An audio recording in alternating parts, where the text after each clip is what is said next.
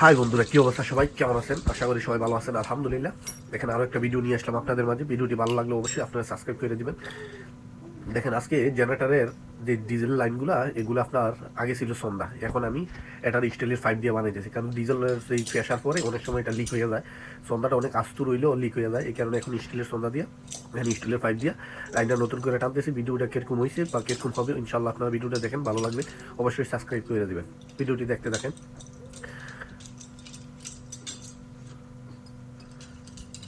আর ফুল ভিডিওটি আমি করতে পারিনি, কারণ প্রথম অবস্থায় আপনার ডাইস কাটা লাগে, মানে ডাইস বলতে ফেস কাটছি, এই কাটছি, মানে এগুলো সব কিছু কাটটা তারপর পাইপগুলো এনে নিয়ে আসি বাহিরে বাহিরে ভিডিও করতাম, দেখাইতে পারিনি। এই কারণে এখন থেকে দেখেন। আর স্টিলের পাইপ তো মানে কাজ করে একটু হার্ড হয়, ডাইস কাটা অনেক কষ্ট হয়ে যায়, ফেস কাটা। যারা এইসব কাজ করে তারা জানে। আমরা তো আর সবসময় করি না, আমরা মাঝে মাঝে কাজ লাগলে করি। কারো বাড়িতে লাগলে তো আপনার ফানি না, এইগুলো তো কাজ একেবারে কম। প্লাস্টিকের পাইপ, এই বাংলাদেশে যেটা বলে পিভিসি না কি পাইপ, ওই পাইপ দিয়ে বাড়িঘরের কাজ পানি কাজ করা হয়। আর এটা একেবারে বেশিরভাগ আপনার এই ডিজেলের ক্ষেত্রে ব্যবহার করা হয় এই জায়গায়।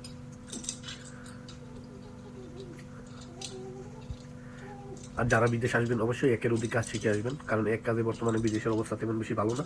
কাজ 2-3টা কাজ শিখে আসলে আপনার ভবিষ্যতের জন্যই ভালো, আপনার জন্য ভালো। অবশ্যই যারা বিদেশ আসবেন এই কথাটা খেয়াল রাখবেন, আর কাজ শিখে আসবেন। কাজ ছাড়া বর্তমানে একেবারে দাম কম বিদেশের বাড়িতে। আর আমার যেই ইয়াটা, এই ইউটিউব চ্যানেলটার অবশ্যই আপনার যদি ভালো লাগে সাবস্ক্রাইব করে দিবেন। আমি ইরাক আরবিল থেকে বলছি। সবসময় এরকম নতুন নতুন ভিডিও দেওয়ার চেষ্টা করবো আপনাদের। ইরাক সম্বন্ধে, ইরাক আমি কী কাজ করি। আপনারা অবশ্যই ফেসটারে ফলো দিয়ে ভাইয়ের সাথে থাকবেন, যারা পেজও দেখবেন আর যারা ইউটিউব চ্যানেলও দেখবেন, অবশ্যই চ্যানেলটাকে সাবস্ক্রাইব করে দিবেন।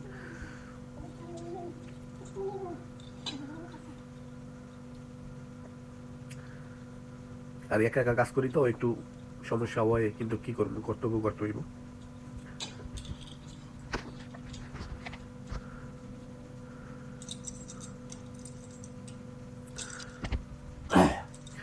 দেখেন, জয়েন দেওয়া প্রায় শেষ। এখন আপনাদের দেখাইনি ফিল্টার সহ মানে কীরকম হয়েছে কাজটা, অবশ্যই আপনারা দেখবেন।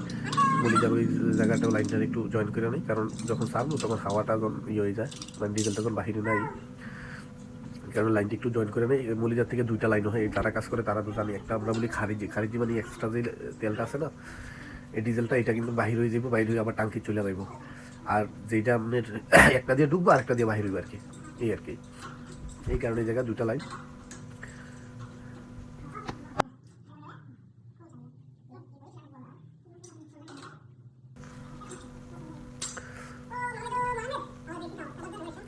সব কিছু শেষ। এখন আপনারা দেখেন কাজটা কীরকম হয়েছে, ফিল্টারগুলো লাগানো সঠিক হয়েছে কিনা। ভিডিওটি ভালো লাগলে অবশ্যই আপনারা লাইক করে দিবেন, শেয়ার করে দিবেন, অন্যকে দেখার সুযোগ করে দিবেন। অবশ্যই ইউটিউব চ্যানেলটার একটু সাবস্ক্রাইব করে দিবেন। সবাই ভালো থাকবেন, সুস্থ থাকবেন। Love you so much.